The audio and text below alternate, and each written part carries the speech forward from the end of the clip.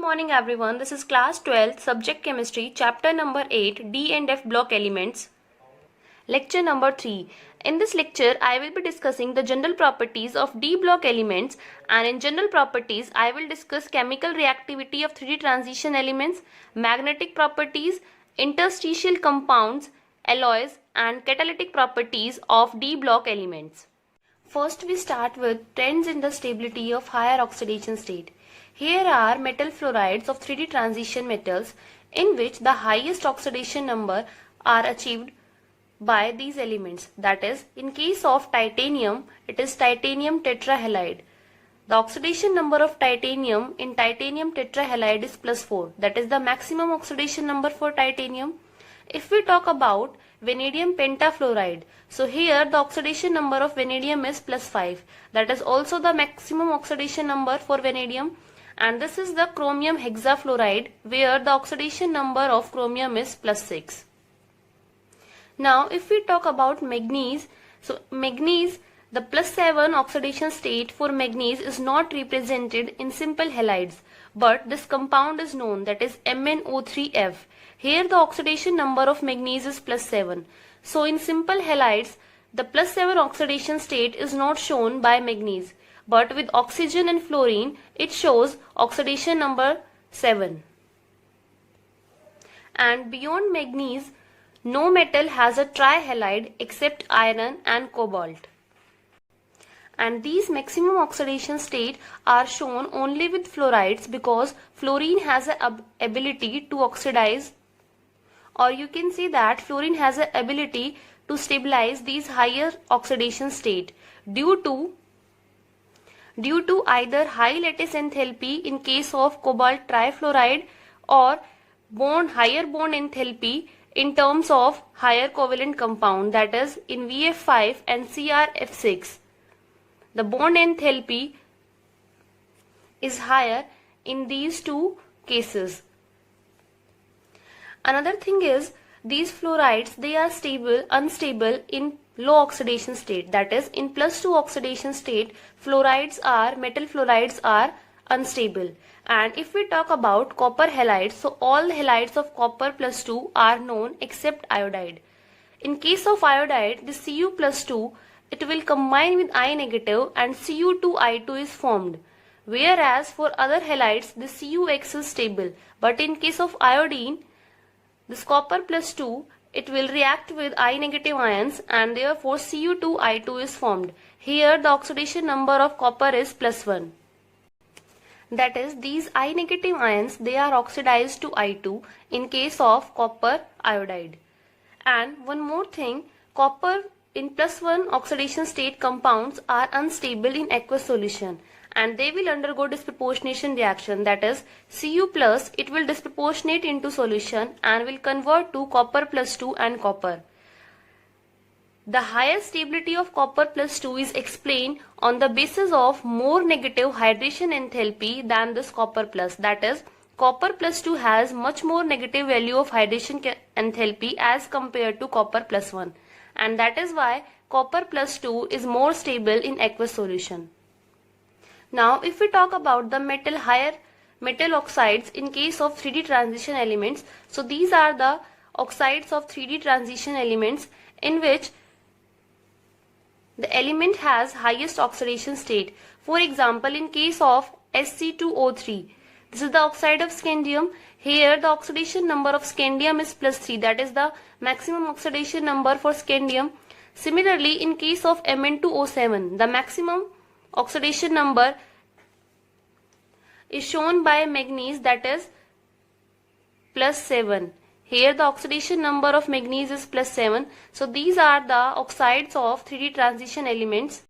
Now one important thing about manganese is the highest manganese fluoride is MnF4, whereas the highest oxide is Mn2O7. That is, in case of manganese halides, the maximum oxidation state is +4, which is shown in MnF4. But if we talk about the manganese oxide, here the +7 oxidation state is shown in Mn2O7.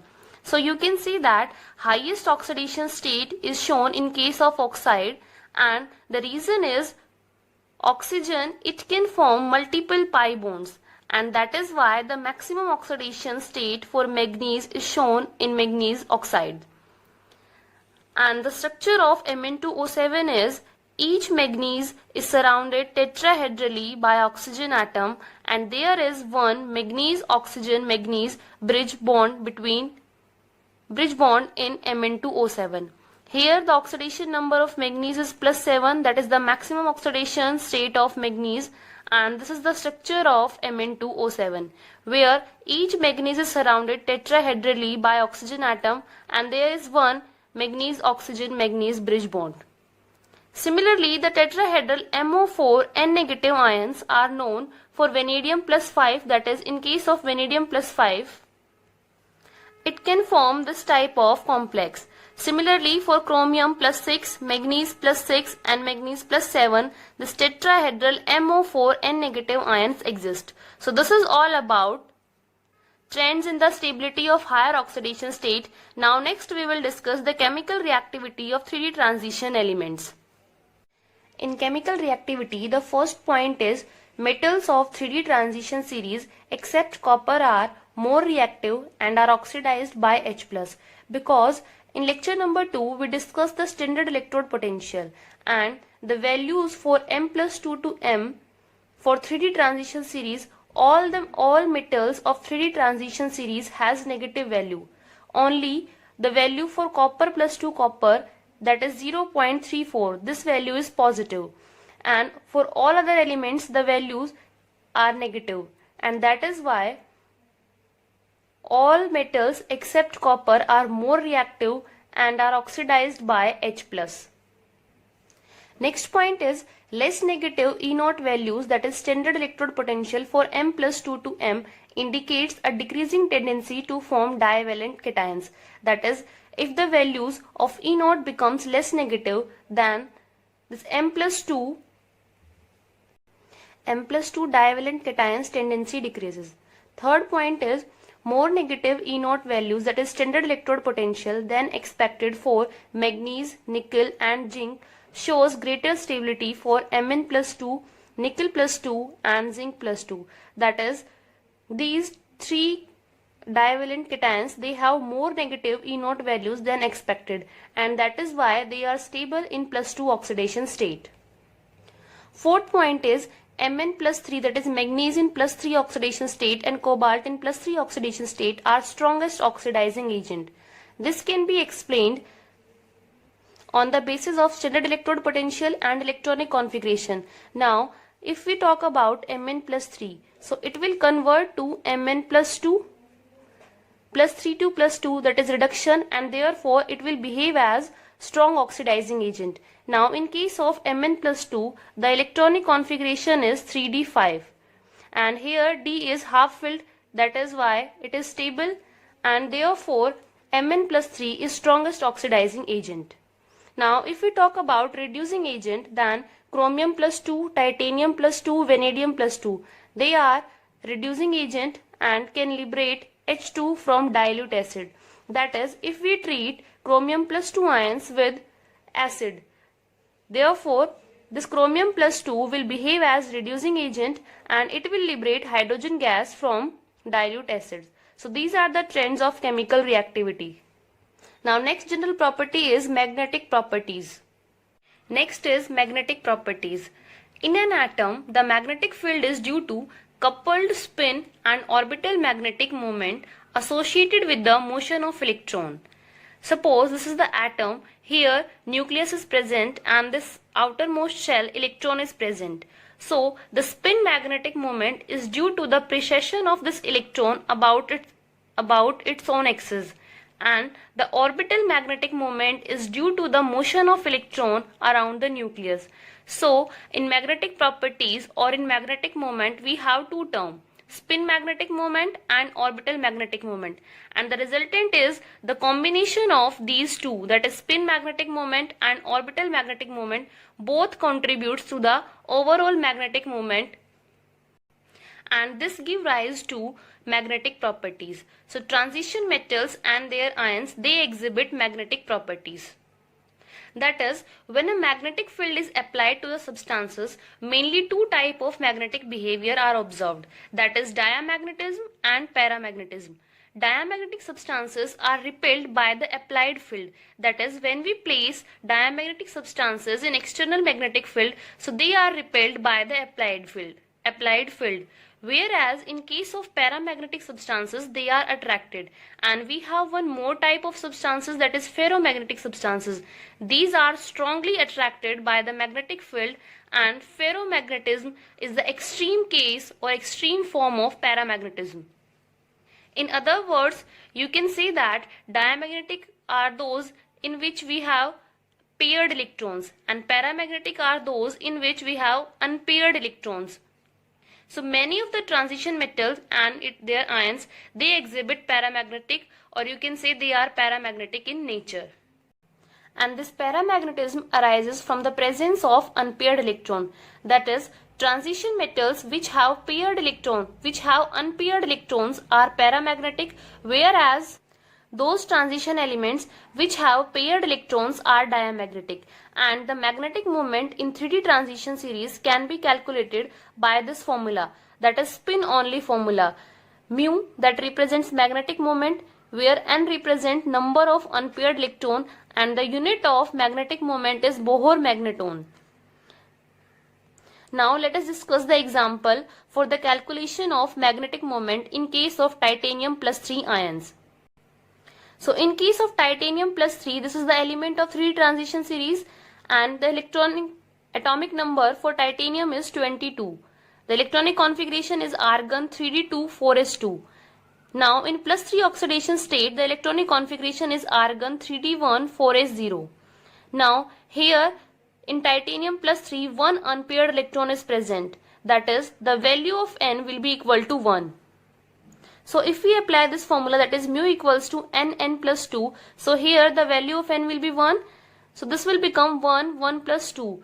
And the answer for magnetic moment in case of titanium plus 3 is under root 3 Bohr magneton. That will be 1.73 Bohr magneton. So this is the magnetic moment for titanium plus 3.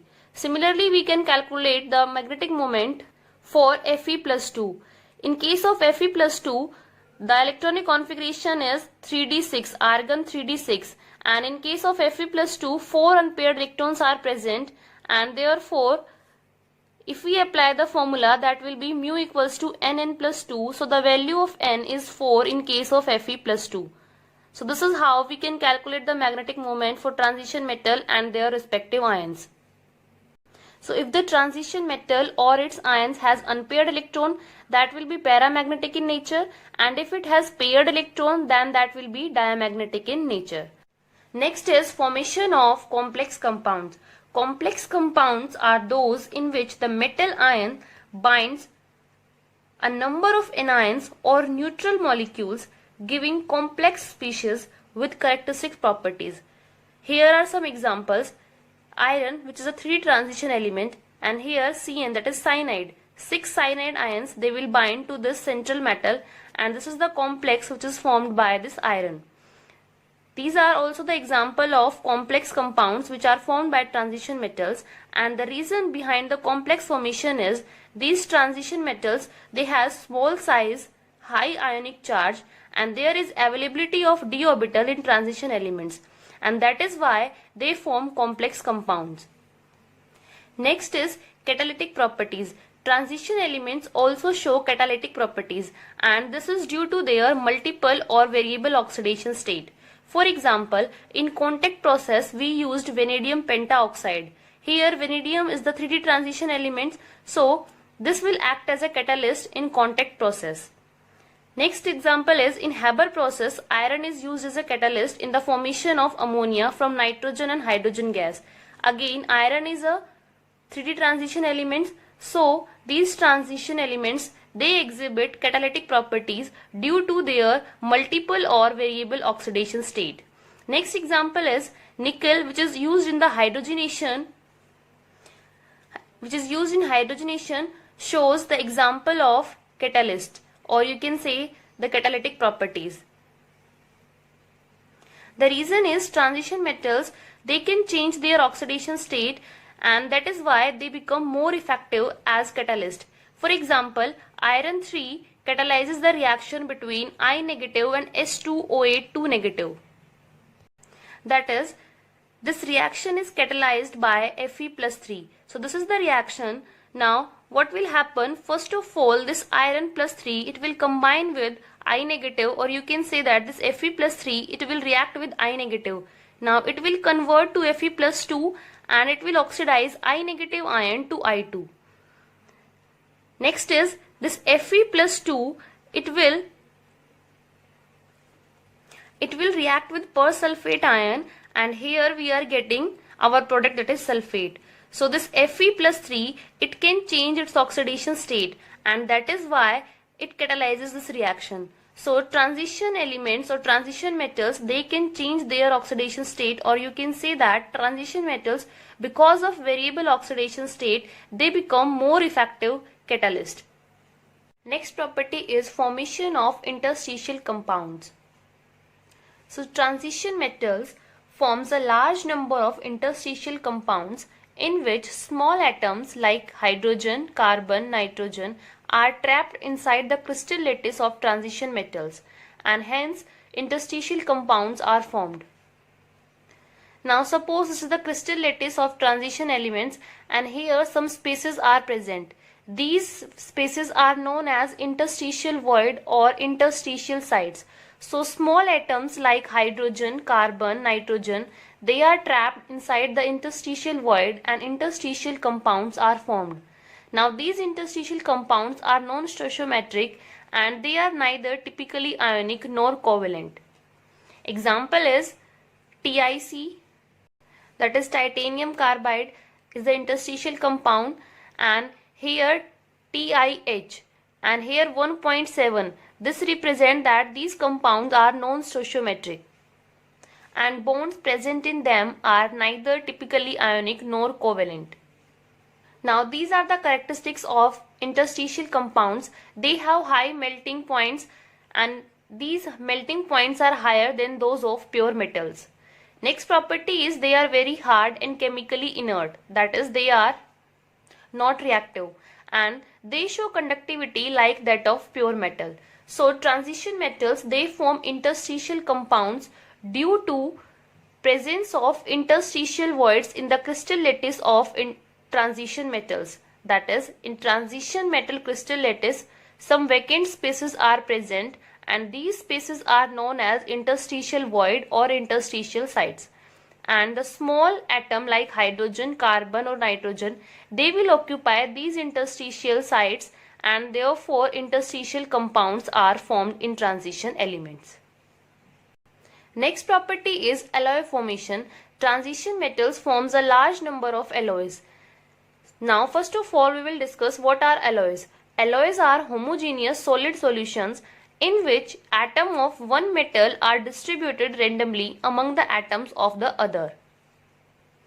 And alloys are readily formed by transition metals, and these are formed by metals whose atomic radii differ by not more than 15%, so that the atoms of one metal can easily take up the position in the crystal lattice of the other. Here we have the crystal lattice of one transition elements, and transition elements, they have similar atomic radii. So some of the atoms, they can be easily replaced by another metal. So here we have these blue circle represents the atoms of metal M, and this black represent the atoms of metal M dash, whose atomic radii are similar, and that is why they can easily replace the atoms of metal M. And that is why transition elements, they form alloys, and the alloys formed are hard and have high melting point. Now here we have the examples of alloys, that is brass, which is a mixture of copper and zinc, and bronze, which is copper and tin. And the alloys of chromium, vanadium, tungsten, molybdenum and manganese are used for the production of variety of steel and stainless steel. So these are the some of alloys which are formed by transition metals. So after doing this, you can solve NCERT question 11, 12, 17, 18, question number 21, 24, 27 and 38, and NCERT in text question number 6, 7, 8, 9. Now I will be discussing the questions that I gave you in lecture number 2. NCERT in text question number 2, in the series scandium to zinc, the enthalpy of atomization of zinc is lowest, that is 126 kilojoule per mole inverse. Why? So the answer for this question is the atomic number of zinc is 1s2, 2s2, 2p6, 3s2, 3p6, 3d10 and 4s2. So here in d orbital it has 10 electrons and all electrons are paired, and in the formation of metallic bond no electron is involved, and enthalpy of atomization depends upon the strength of metallic bond. So here no electron is involved in the formation of metallic bond, that is why the enthalpy of atomization is lowest for zinc. Next question is, which of the 3D series of transition metal exhibit largest number of oxidation state and why? And the answer is manganese. The atomic number is 25. It shows oxidation state from +2 to +7 because of maximum number of unpaired electron in manganese. Next question is, why are Mn+2 compounds are more stable than Fe+2 towards oxidation state to their +3 oxidation state? So the answer is Mn+2 compounds are more stable because in Mn+2 the electronic configuration is 3d5, which is more stable.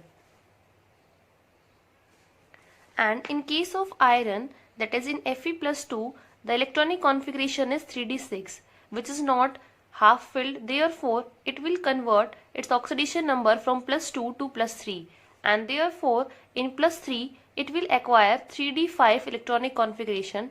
That is why Mn+2 compounds are more stable to their as compared to their +3 oxidation state. Next question is, explain briefly how +2 oxidation state becomes more and more stable in the first half of the first row transition elements with increasing in atomic number. And the answer is, as the atomic number increases from atomic number 21 to 25, the number of electrons in d orbital also increases from 1 to 5. And +2 oxidation state is attained by the loss of 2 4s electron by these metals. So if we talk about the scandium, the atomic number is 21. So it has outermost electronic configuration 3d1 4s2. So it will lose 3 electron to form scandium +3, which is more stable because in scandium +3 it has noble gas configuration. So when the atomic number increases from 21 to 25, there is increase in number of d electron, and manganese, the atomic number is 25. It is stable in +2 oxidation state because in +2 oxidation state it has 3d5 electronic configuration, which is half filled, and that is why manganese it shows +2 oxidation states. So when we move from atomic number 21 to 25, the +2 oxidation state increases due to half filled stable electronic configuration. Next question is, to what extent do the electronic configuration decides the stability of oxidation states in first series of transition elements? Illustrate with example. Now in 3D series, the first element is scandium. So if we talk about scandium, it does not show +2 oxidation state, whereas the +3 oxidation state is stable in case of scandium because after losing 3 electron it will acquire the noble gas configuration. Here the outermost electronic configuration for scandium is 4s2 3d1.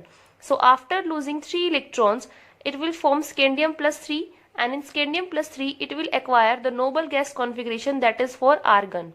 So in case of scandium, +3 oxidation state is stable. Now we have one more element from 3D series, that is manganese.